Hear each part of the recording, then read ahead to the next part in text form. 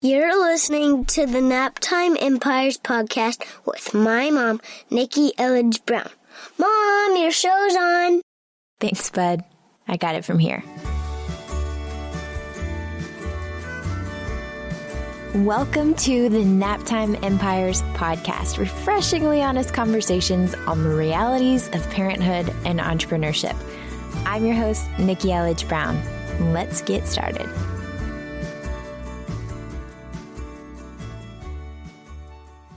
Okay, for real, just to set the scene, I am literally sitting on a stool, a bathroom stool, in my closet, and Bryson is outside with a half-eaten cheese roll-up in hand because it's dinner time. This is it. This is hashtag Naptime Empires Life, episode 1. This is happening.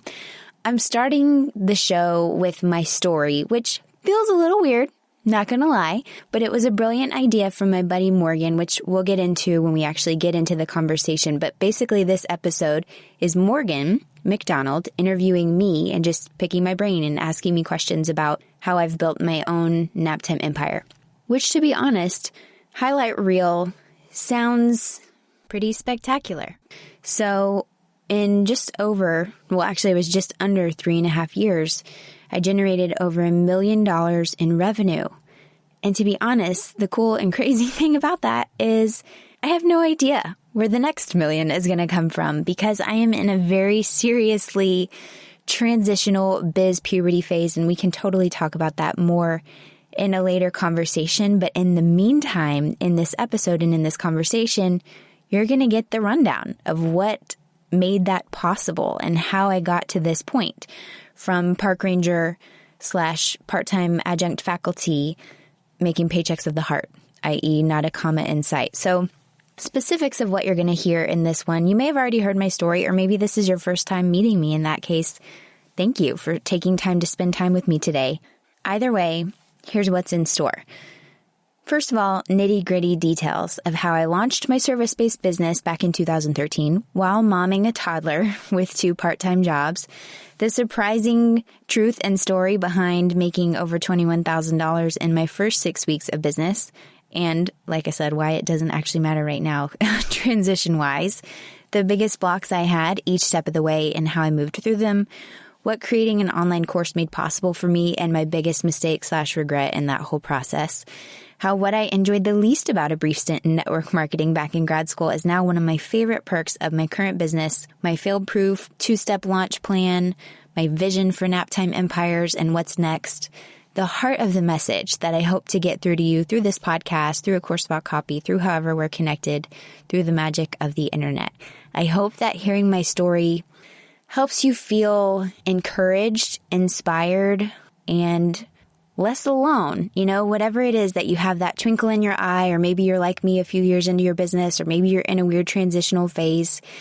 I'm sharing this in hopes that it lights some kind of spark in you to let you know that if I can do this, the potential is in there for you to do this. And whatever you see and hear in my story is just reflecting back to you what's possible for you. So I hope that's what you take away from this. I also want you to know there are links galore over at naptimeempires.com.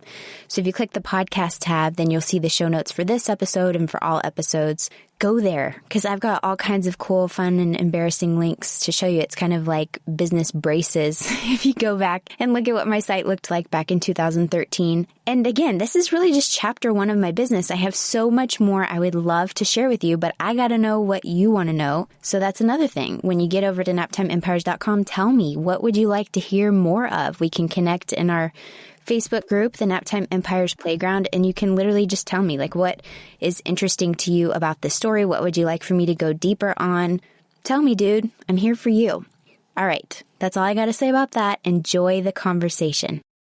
All right, Morgan, this is a special moment because you were actually my very first Naptime Empires conversation. At the time that we're recording this, it's not live yet. It lives in my Dropbox, but I know that I want to be able to share my story. And you were the one who gave me that idea. You were like, so is somebody going to interview you? Is somebody talk to you? So thank you for that idea. And thank you for joining me today to help pull out my Naptime Empires story. Well, thank you for having me, Nikki, and letting me interview you. I think this is going to be a really great sort of foundational first episode because we want to know more about Nikki Elledge Brown and the vision for Naptime Empires. I think this is going to be a really great conversation. Yes. All right. Well, take it away then. What should we talk about? All right. So we can start with just painting the picture of your life. So let's start with, what does your family look like and when did the business come along? All right. So right now, currently in present day, we've got myself, my husband, Jeremy, who's in the Navy, and we have two little guys, Bryson, who's 5, and Deacon, who at the time we're recording this is about 10 and a half months, almost 11 months. And I started my business when Bryson was 18 months old. And at the time, so we live out here in Hawaii currently. That'll be different. This time next year, we'll be back in Texas after about a decade out here. But Jeremy and I, to go way back, we're like middle school sweethearts. So we literally met and started going out at the age of 13. So like 18 years ago. Oh my gosh. And then Bryson was born literally exactly 13 years to the day from when 13-year-old Jeremy asked 13-year-old Nikki, will you go out with me to R. Kelly's Gotham City in the middle school gym?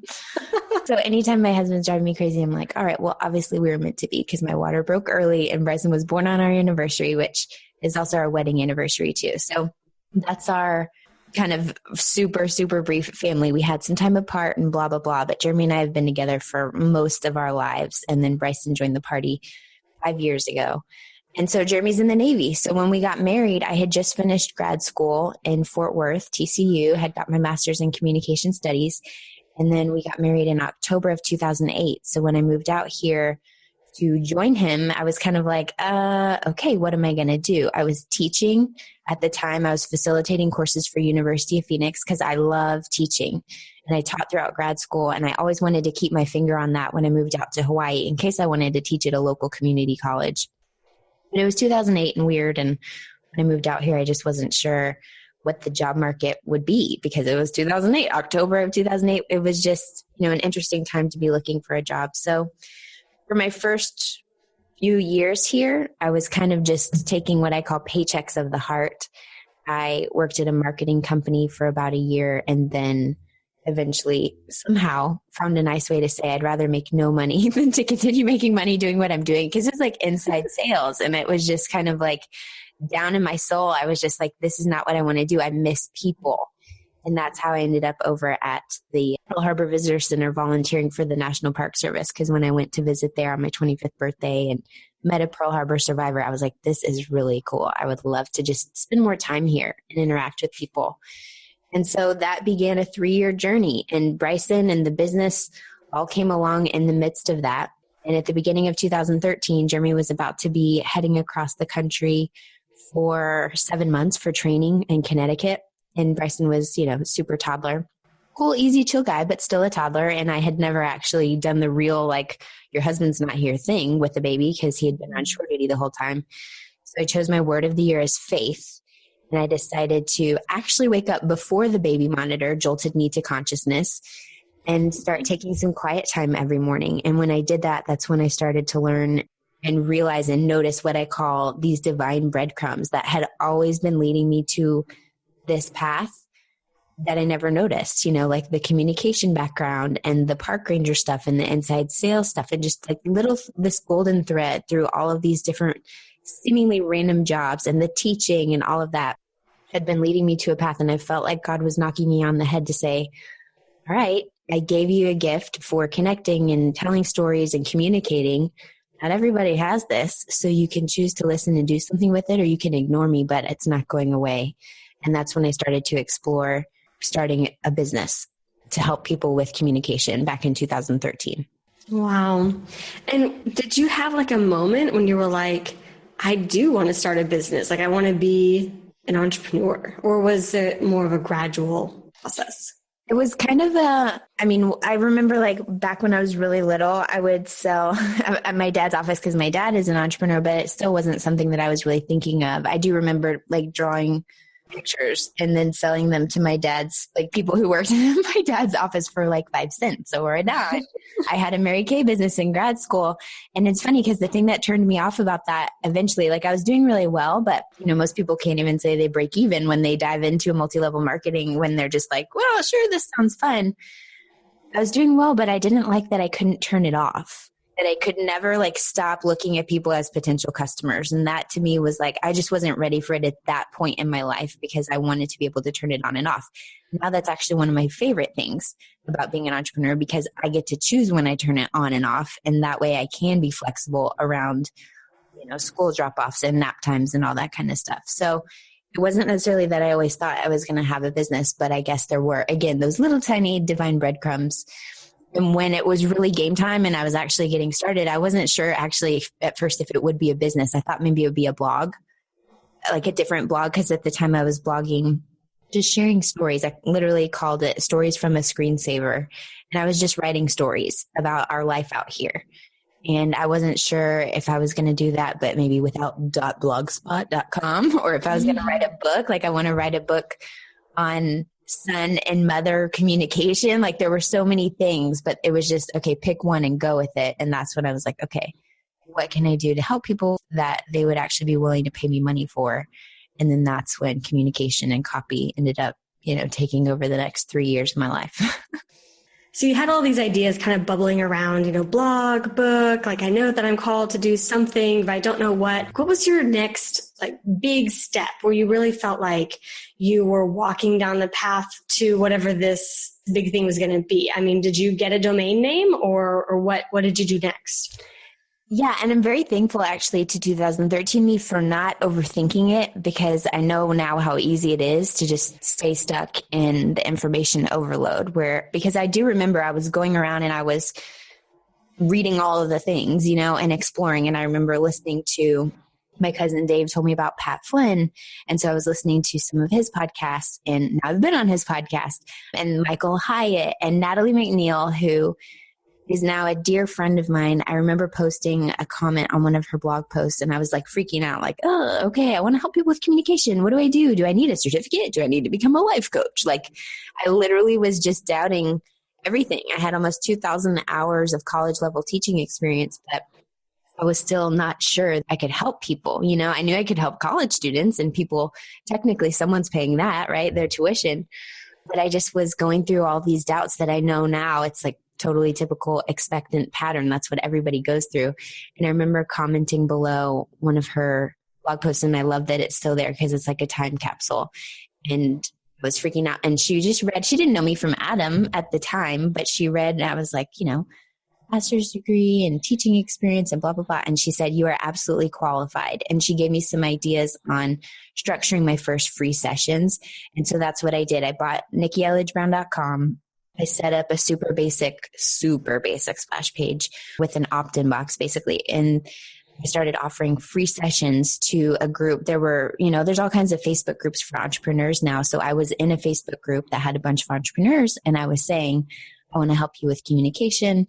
I'm going to offer 10 free sessions in exchange for your feedback, And so I know I may not be able to get to everybody. So if I don't actually choose you for one of the 10 free sessions, I'd love to answer one of your questions, so just tag me in Facebook and whatever.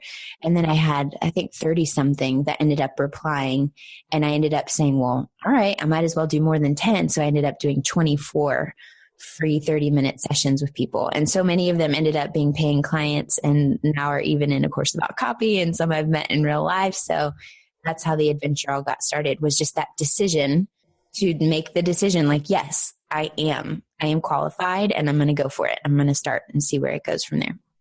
That takes some guts to block that time in your calendar for free sessions when Bryson is 18 months old and you're still working as a park ranger, right? Yes. Yeah. So when the heck did you do these free sessions? Yeah. He was in school. He was in a in-home daycare 2 days a week at the time from 6 months on, because most of the park ranger stuff had been able to be switched to working from home. See, like manifesting. And again, I was like creating my own and making my own choices, because I was like, well, I don't have to work. That's a huge blessing, I realize, and a privilege to not have to work. It was bonus.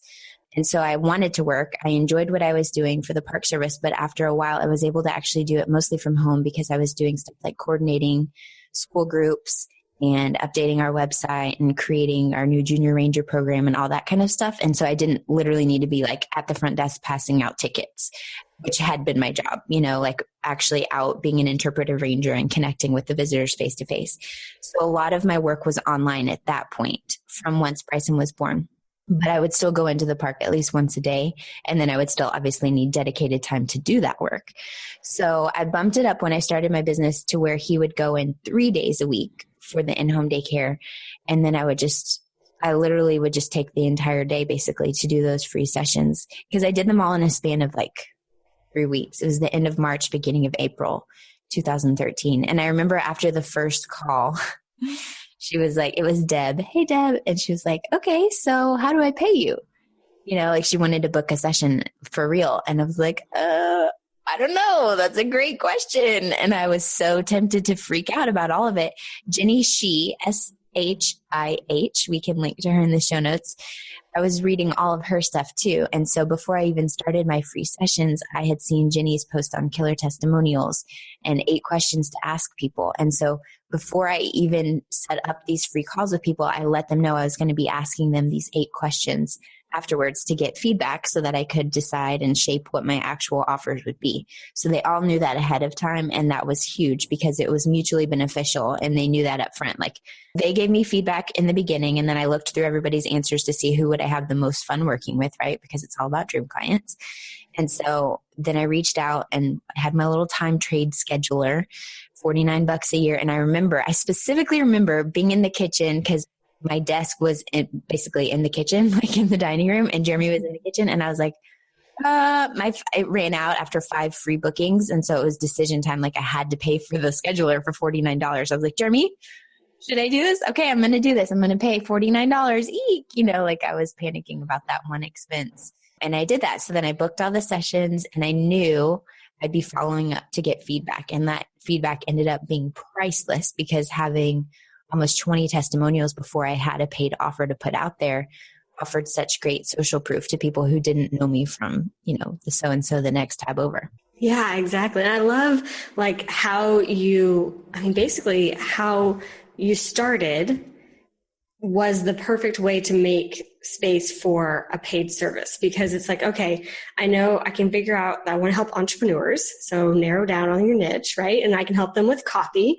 Okay. And so now I will find a place where I can offer them free sessions, hack all the free sessions into like a small space of time and get every one of them to give me a testimonial because I'm going to give them such value. They're going to want to they'll probably write me an email. So why not write? Yeah.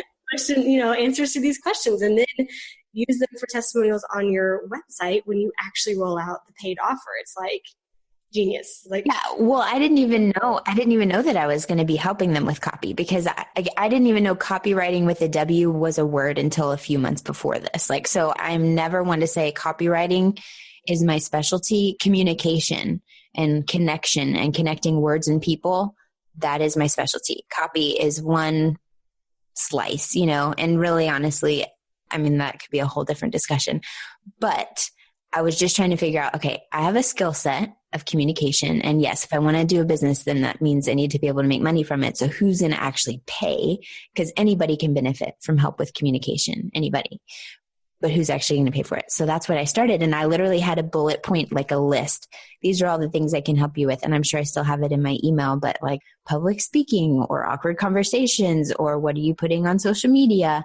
And then people just kept saying copy, copy, copy. The pattern was so clear from the very beginning that they made it really easy for me to figure out where I needed to focus to start. And so that's all I did. And I didn't know that they would love it. I didn't know they would be like, like the feedback. I didn't know the feedback would be so great. Of course, I was hoping that, but I didn't know. But it was absolutely the easiest, lowest barrier possible way to get started for sure. Because then it ended up exploding the next month. Really. So what happened the next month? So I did the free sessions. And then a week or two later, I put it out in this Facebook group that I was going to create an offer for them. but I didn't even know what it was. I remember that was on a Monday, and I remember talking to my sister Stacy on the phone that day being like, so what should my offer be? I don't even know. And what am I going to do? So I decided to offer a 1-hour session for $199. And for this span of time, I think it was like 10 days. It was like my first launch, but I didn't know this at the time, but it was my first launch. So I said $199 for an hour and then a bonus 30-minute follow-up session. And so that was going to be the deal for like 10 days. And again, I had my basic NikkiElledgeBrown.com, and we can link to the pages where I have screenshots of what NikkiElledgeBrown.com looked like at the time. It was a maintenance mode plugin my cousin had hooked up for me. And when the maintenance mode plugin updated, my picture didn't update. So there was like an X on it. But I had been in this group sharing, adding value, connecting with people. And I literally had nothing to sell. So, I wasn't going in there trying to be like, let me go add value so that I can sell people on stuff, which is a very common approach these days. But at the time in 2013, that was not a thing. I mean, there were a few people doing it, but I was literally just going in and connecting with people. So when I offered these free sessions, they were paying attention. When I had these testimonials to share and people would go in and tag and talk about the experience with me, then the buzz started building. And so I ended up over 750 subscribers in like a month. And this paid offer, I didn't have a website, right? I just had the splash page. So I didn't have a work with me page, but I would email people through my MailChimp, like the reply, I guess, whenever they would opt in was what my offer was. And so it was this $199 with the bonus 30-minute session. So it was basically my first work with me page in the form of an email. So I have actually a Beyond the Site workshop where I literally include all of that and kind of walk through all the steps of what I included. I think it's the Dreamails workshop. So I can link to that eventually in the show notes as well. But basically, I was just telling people what I had to offer them. Again, I didn't realize it at the time, but this was the beginning of the Work With Me page recipe that's in A Course About Copy. But I was just telling them like how I could help and exactly what to expect. And a lot of it was exactly what I used in the free sessions, letting people know what to expect. And I had over 70 people sign up in that 10-day span. And then they kept coming and kept coming. So eventually it was over $21,000 in revenue in my first 6 weeks of business. Wow. Which is like, I mean, still to me, I feel like that was a mic drop where it was divine. Like, yes, thank you for finally taking a step in the direction. I know that's not a normal story, right? But I feel like that's why, sometimes it is that crazy and wild of a ride where it's like, thank you for finally taking a step in faith and stepping up to do something that you actually have felt a pull to do. And it may not come in the form of money. It may come in the form of impact and just pure life satisfaction. But I remember thinking, I know I'm just rattling on, but I guess here's my story. That earlier that year, we had sold my Jeep, my Black Beauty, my 98 Jeep Grand Cherokee, my first car. We sold it and I didn't feel good about selling it and just like selling it because I'm like, she's priceless. I'm not one to be attached to things, but I was really attached to it. So we decided to donate the Craigslist. We seriously got the asking price for at the time, 10 plus year old car. Like, when does that ever happen? Again, divine connections. And so we donated it to build a well in Uganda with this organization at the time that was called Hold in Uganda. And I remember whenever I was starting my business, I was like, okay, cool. If we could give 10%, then say I make $20,000 in my first year, because at the time it was like $2,000, $2,200 or so to build a well through this organization. And so I thought, okay, cool. What if in my first year of business I make $20,000? Then we could build a well. And instead it was 2 months. Mm-hmm. So yeah, that's amazing. It was wild. Okay. So how long did you work with one-on-one clients, and what did you feel like was sort of bubbling up for you? Like, what kind of challenges, or we could even talk like limiting beliefs, like what kind of stuff was coming up for you while you were building this one-on-one client base, while being a mom, while having maybe even still a part-time job for part of it?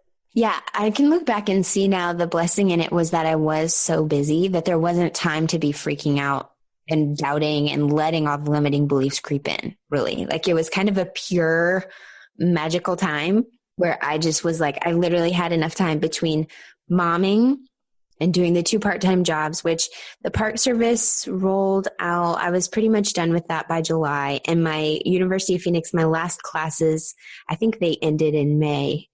So, they were tapering off because I quickly realized, oh, wait a second. I love, those other jobs are great, but now I actually just created my own dream job that I never knew that I could create, where I can facilitate those light bulb moments and I can get the benefit of what I love teaching, and like I'm in a Google Doc with someone and I'm helping her see how she's perfectly capable of writing her own stuff and reaching and teaching in just a different way and being of service, and being able to give. Like it was cool for me to see how I could create that. So I didn't have time to freak out because I did have all those plates spinning, but I did know that there was just a finite amount of time. I mean, literally that first summer of May, June, and July, I worked with 100 people in that one summer, one-on-one. So 1-hour sessions. Oh, and I should clarify this in case people are wondering, like, how the heck did you do all that? That's exactly what I was wondering. Yeah, when so many people took me up on that offer, I was like, oh, poop, I can't do that many 30-minute sessions. I was not expecting anywhere near 70 people to take me up on that one, that limited time offer of the bonus 30-minute session. So I offered, of course, I was going to fulfill it if anybody wanted it, but I had another client who she was like, well, what if you just reviewed our copy, so instead I offered them the option. I would happily do a live 30-minute session if they wanted it, or after a 1-hour session, they could do whatever they were going to do and then send me 2 pages of copy. And then I would style it up, like kind of go through and edit and just kind of clean it up.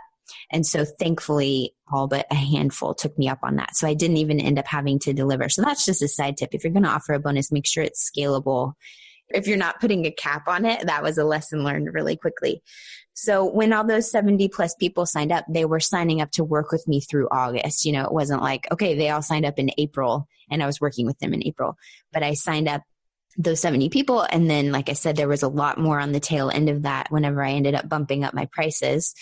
And because there's only so much, right? Supply and demand, there's only so much time. And then obviously by working with more and more people, you get more and more experience and more efficient at what you're doing. And so I worked with 100 people in that first summer because then Jeremy was leaving, right? That was the whole point. That was when I chose the word faith, because he was going to be leaving. And I knew that our schedule was going to be a lot less predictable because we were going to be traveling to be able to go see him. We were going to go to Texas for some points and go to visit him in Connecticut at some points. And I knew I wasn't going to have predictable childcare help and all of that. So that's when I started kind of slowing things down. I raised my rate at the time. In August 2013, I raised it to $4.99 and people were still, I remember when someone bought that and I was like, oh, are you serious? Like my friend Bree was like my Jiminy Cricket. She's like, yes, you're worth it. You're getting great value. I had one client who paid $199 and then the next week ended up getting $24,000 in sales from either 6 or 4. It was either 6 times 4,000 or 4 times 6,000 of like 6-month coaching packages that she had sold from the Work With Me page that we worked on together for $199. So I was like, okay, there's definitely a lot of value here that I'm giving people. So I had to work through that stuff. And having friends who believe in you more than you do and can kind of hold that space for knowing and seeing the real tangible value that you're giving people. Because we're all priceless, right? I mean, charging what you're worth, that's like not really a thing because we're all priceless, divine, special beings, But in terms of really getting clear on the value you can offer, that was something that I kept struggling because even $199 was like, and then just a few months later, I was up to $4.99. And then I was eventually by October that year closing the queue altogether so that I could work on what we now know is a course about copy. So yeah, let's talk about that transition period because I think businesses are really interesting. And as moms, we're always kind of looking for, okay, my family is changing, my kid's in a new phase or adding another kid or something's always changing in our family. And I think our businesses have to change with them. And so kind of okay, taking the little Polaroid picture of Nikki Elledge Brown, end of summer, you've got now nearly 2-year-old Bryson and you've got a one-on-one client business and you're thinking, okay, we're going to be traveling. So maybe this business model is not perfect. How do you decide to shift your business model at that time? What do you start thinking about or considering or researching for how to bring in revenue in a different way? It's so weird to be literally going back to this time in my brain right now because I'm thinking Man, that's when I ended up signing up for David Siteman Garland's Create Awesome Online Courses because, yes, I had created college courses from scratch, but I had never created courses for my business, for this kind of crowd where people would be paying for it. I mean, again, people were paying for the courses, but they weren't paying me directly. They were paying tuition. They were paying TCU or the public college, wherever I was teaching. That's when I ended up signing up for Create Awesome Online Courses just because I did not want to have that excuse in my head of like, yeah, but I don't know how to do it for this. And I really liked David's style, and I'll link to his free training and everything in the show notes because I know lots of people, thousands of people love his style too. But I love that he was allergic to overcomplicating things and he really wanted to keep things simple. And so that's what I bought it, but then I sat on it. And I remember actually it was that August when we went, because my friend Ashley was getting married in the Czech Republic. So I literally had Create Awesome Online Courses and I was like going through the train, like through the hillside in Europe, traveling. And I was watching and listening to some of the modules and just kind of letting it sink in. But then resistance set in because I let it sink in. Like I said, once I finally slowed down, that's when all the limiting beliefs started to fly on in and creep on up. And I knew I wanted to create a course because I wanted to be able to scale and help more people, because I thought also I'm building this business, but it's completely dependent on me, which again, logistically doesn't work for childcare situations sometimes. And also like, what if this is morbid, but I'm like, what if I die? And then I'm building this and it's really exciting for my family, but then when I'm gone, it's gone. So what about creating an asset that could actually help Jeremy and Bryson if I did go? You know what I mean? Mm-hmm. And honestly, that was part of my thought process, is like, how can I document all of this stuff that's between my ears from these hundreds of hours of working with people one-on-one and put it into something that can be helpful to people, whether or not I'm actually there to deliver it. And that's what got the gears turning for the course. And then I finally, towards the end of the year, it was actually this time of year, November time, when my friend Amber McHugh does her planathon. And I remember setting the goal that I wanted to make 6 figures by the end of my first year. So I wanted to go over $100,000 in revenue by the end of my first year. And I knew that the only scalable possible way for me to do that, if I couldn't do one-on-ones, was to create the course. So that's what I did. Wow. Okay. So you had David Siteman Garland's course, which I went through also and loved. And you got that like in the fall and kind of went through all of the modules and was kind of like steaming and simmering and thinking about it. And then November, you set this big goal. And then when do you actually pull the course together? It was like, I remember sitting down with Amber and I actually paid for a strategy day or a call. I can't remember what, it was like a few hours that I jammed with Amber, and we made a 90-day plan for getting my course together. And then I ended up procrastinating, and I joked that it was like, ended up being a 45-day plan, because I really didn't really start into it probably till January. Because again, we were back and forth and traveling between Texas and Connecticut, and my grandmother passed away. There was like all kinds of stuff going on, which is life, right? I mean, that's life. That's the Naptime Empires life. Stuff is happening. So if you're committed to building the empire, you make the choice to make it work however you need to. So I ended up crunching it kind of all together. And I literally this is why it's the now infamous, when I was recording my About Page recipe video propped up on a suitcase in the bathroom/closet of the Navy Lodge in Groton, Connecticut, because I was literally recording the videos for my free training series before the first launch of the course about copy, some in Texas, and then some parts of it once I actually got to Connecticut, the voiceover part and everything. And that's where my cart opened. I was just like total procrastination station, but making it happen at the very end. And I sold it before I actually created it, which I don't recommend, and David doesn't recommend, but I sold the founding members of A Course About Copy, over 50 of them. And I hadn't even recorded less than one. I had it all outlined, so it wasn't like I was totally creating it from scratch. And again, it wasn't beta content, because it was basically exactly what I had helped my one-on-one clients with, but just in a way more structured, streamlined, and scalable format, because it was for every page of their site, not just one page that I might work on with someone. It was like, okay, I've worked on all these pages with people. Let me look back and see what are the recipes, what are the common denominators, what was most helpful, and put it in one spot. And so ultimately that's what ended up going into the course. And the course has been like pretty darn successful by any way you measure it.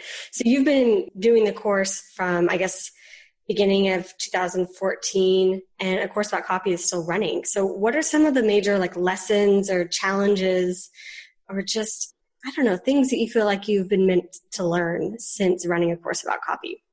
I had so much fun at the beginning when, again, my founding members, and some of those founding members, Laura, Tamsin, Christy, they've all been on this podcast, right? They're some of my very best friends, and I can't remember when Shalon joined. There were so many people that I've met through A Course About Copy. This speaks to the testament of dream clients and dream customers, because then they can end up being some of your very best friends. Because when you show up as you are, then you're attracting people who are totally down with you that way and really appreciate you being that way.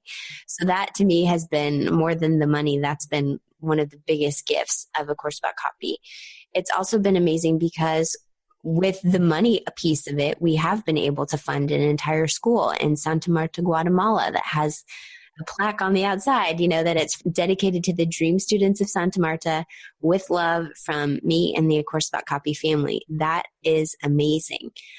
There's so many cool ripple effects when you create a course, when you're doing work that you feel called to do, because you just helping one person then helps them do whatever it is that they're doing and however they're being of service in their own communities and even in their families, right? Even in one good call with a girlfriend can really help lighten up her entire household for the day, right? Because it just lifts her spirits. And so that to me has been kind of the coolest benefit, the people side and the lifelong impact piece that you can't really measure, but you hear people sharing their stories of, oh my gosh, I did this and I made 5 sales in the first day, or okay, I finally get it after 3 years or however long of trying to communicate what I actually do. I'm finally clear on it, and seeing the connections then and the friendships that other people have made in the community, in our study hall group, for example, that to me is totally priceless. And it's been interesting because I don't know where it's headed next. I don't know. I know that it can help people. So I don't want to shut it down. But obviously with Naptime Empires, there's only so much focus that I can give to any particular project. So I do feel called to explore whatever's next, but it's still there. And I'm still thankful to it because it's always going to be the foundation of my own Naptime Empire. It's been my learning ground, my own entrepreneurial education and trial by fire in this whole online marketing world. Mm-hmm. What do you think A Course About Copy made possible for you? Once you really got, all the content recorded, and you're okay, we're going to, do this again, launch it again. Once you got this business model established, what do you think that made possible for you? It's been so much because it just blew the lid off. Even the one-on-ones though, that just blew the lid off of possibilities that I never had even dreamt were possible for our family. The fact that Jeremy's going to be getting out of the Navy, and I don't know exactly right now where my business is headed, but I know we can figure it out because now I know how to make money, and it's literally just a matter of following. People would always be like, who's your launch coach or who's your launch strategist? And I'd be like, I get the hunch and I do the work. And when I follow those 2 steps, that's when the magic happens. All the best stuff, most successful, most profitable things that I've ever done in my business have been when I get the hunch and then I do the work. So I'm open to the divine inspiration and then following. And of course, there's so many more layers to that. But that's ultimately, to me, what it's been about. There's so many lessons in there about really the most valuable pieces in every respect, most valuable, literally valuable and figuratively valuable, have been whenever I've actually been just following my gut. And so it's kind of just been my training wheels and my practice to be able to do that. And it's about scalable service too. It's just shown me what's possible. It's literally introduced me to so many people. It's given me a platform to connect with so many more people and meet them where they are, because I feel you may come in for the conversational copy cheat sheet. You may come in to learn how to write great copy that sounds like you, or how to write without sounding or sell without feeling like a manipulative cheese ball, or whatever the things are that I have. But ultimately, once you come into my world, then you realize that my ultimate message is really just about trusting that you are enough just as you are. And that's a message that absolutely carries through to Naptime Empires, because it's so much pressure that we want to put on ourselves to feel like we have to be a certain way, whether it's in business or in the carpool lane or when you're at a school function with your kiddos or whatever. And the thing that I get most excited about now, and even when I was doing those one-on-one sessions, is getting to the bottom of the Google Doc, the figurative Google Doc, and being like, man, you have so much value to offer. Let's go tell people about it. Mm-hmm. So that's the big part of it for awesome. Me. We can't forget about baby Deacon. So at some point, right. Deacon comes in. What happened to Nikki entrepreneur when Nikki becomes mom of 2 boys? Yeah. And, there were 2 miscarriages in between Bryson and Deacon too. So in early 2014, I had a chemical pregnancy. It was May. And then October, we had a miscarriage that was due to, it's called triploidy. I'll link to that blog post so that if you're listening and you've gone through that and you may find comfort in reading someone else's story, then I'll link to that blog post in the show notes so that you can find my miscarriage story there. Because Deacon is definitely our rainbow baby and he is so freaking precious. Oh my gosh. He's both of my guys have been so easy, and I'm very thankful that they've both taken it very easy on me in terms of just general temperament. They're just pretty chill dudes. And so I'm very thankful that my pregnancies, both with Bryson and with Deacon, I didn't even get sick, which you may want to reach through your earbuds and slap me because you're stop, don't even say that. But truly, it was just such a great pregnancy, and it's TMI. But I've shared it before, so I might as well share it here, that with Deacon, because thankfully getting pregnant has not been an issue. We did have that chemical pregnancy and then the triploidy. It's basically it's 3 sets of chromosomes. It's this super rare abnormality that it's not something that we would ever fear would repeat again. It's completely random. And so when Jeremy was going to be deploying in 2015, after this miscarriage, I was like, well, I don't want to try again, because what if we do get pregnant and then I'll be pregnant the whole time that you're gone for your 6 or 7 month deployment and all the workups around that. But then again, TMI, the night before he left for his deployment in 2015, I was like, you know what? I had noticed I started to feel resentful when I would see other people talking about trying and getting pregnant and whatever in 2015, because I was like, wah, wah, I'm not even going to be able to try for another however many months until my husband's home from deployment. And I started to notice that, that it was bothering me. Mm-hmm. And then I'm like, why am I imposing that own block? Why am I putting that in the way? And so literally the night before he left, I was like, you know what? Who are we to micromanage? What if God wants to give us another little one sooner rather than later? And then Jeremy left for deployment that next day. And 2 weeks later, I took a pregnancy test just for kicks because I had been really, really sleepy. And I took this pregnancy test because it was going to expire while he was gone. So I was like, I might as well. I don't want to just throw them away. And then it was positive, and I just was like, what? And so, yeah. Awesome. Deacon was our deployment gift. And I couldn't even tell Jeremy until I was 9 weeks pregnant, because when he left for deployment, they went straight out on mission, which means no communication whatsoever.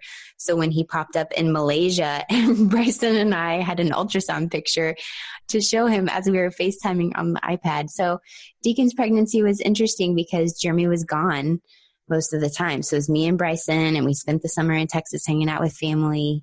I had what I call the trimester of awesome. That's when I ended up working with Todd Herman in the 90-day year. I ended up hiring him, working at the VIP level of the 90-day year so that I could connect with Todd one-on-one. And I had a kick-ace second and third trimester of that pregnancy where I was just really blowing and going with it.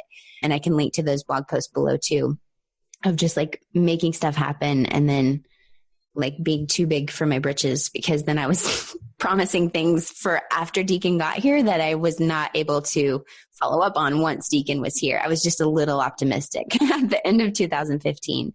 And then when he actually got here, I just felt super disconnected from my business. So that could be a whole nother conversation, but I felt like it was a postpartum separation or depression with my business in a sense, because I just wasn't attached to it. I didn't want to look at it. It was just hard for me to muster up anything. And I couldn't, for some reason at the time, I couldn't give myself the space to just be okay with that and be like, well, it's okay. Because then Jeremy had to leave again. So Jeremy got home. I was 30 weeks pregnant. We moved into this house. He was home for a few months, and then he left again for another half deployment when Deacon was 3 weeks old.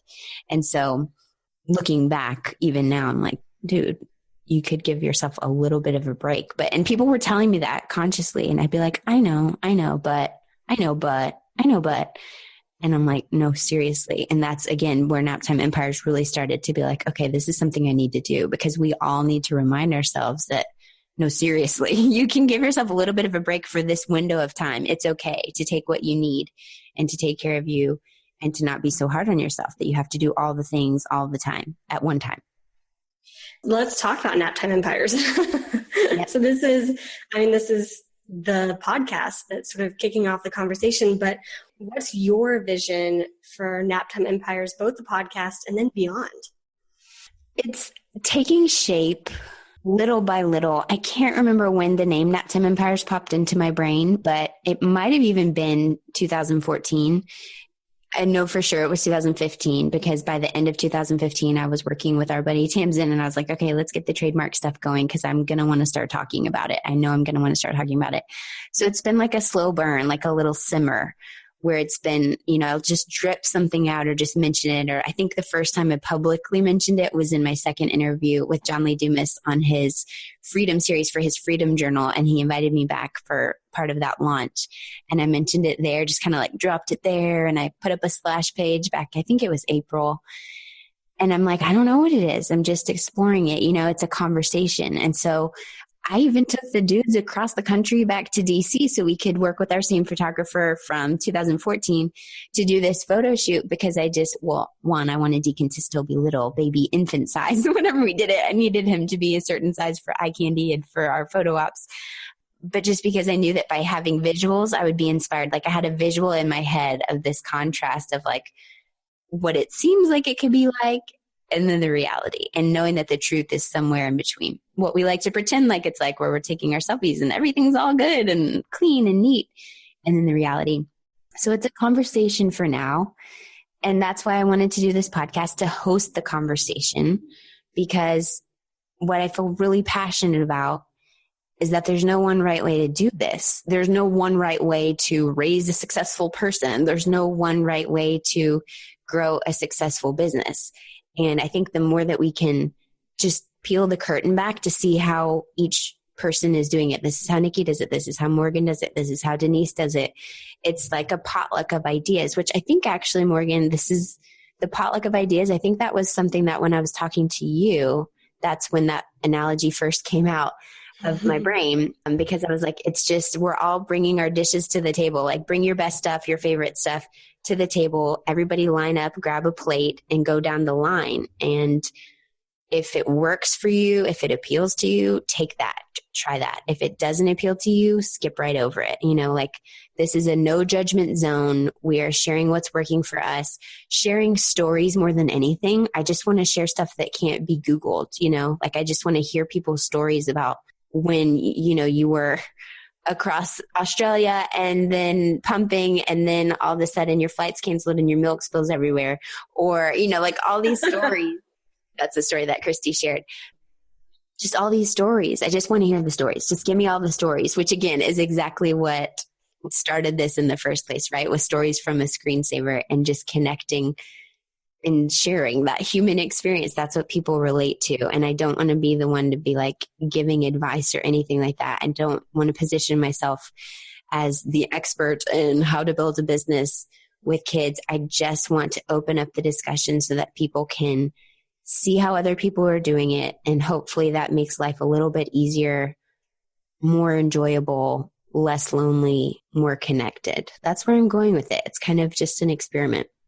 I love it. I mean, the whole conversation, I think, is so powerful because we just want to know that it's possible. We want to know that it's possible to raise little ones or even as they become big ones, and it's possible to pursue like our dreams as entrepreneurs and business builders, and to know that even like on days when the house is a total mess or you forget a client call or like something, just like random things happen, that it's normal and that it doesn't take away from who you are as a mother or who you are as, an entrepreneur, and that it's all okay and it's all possible.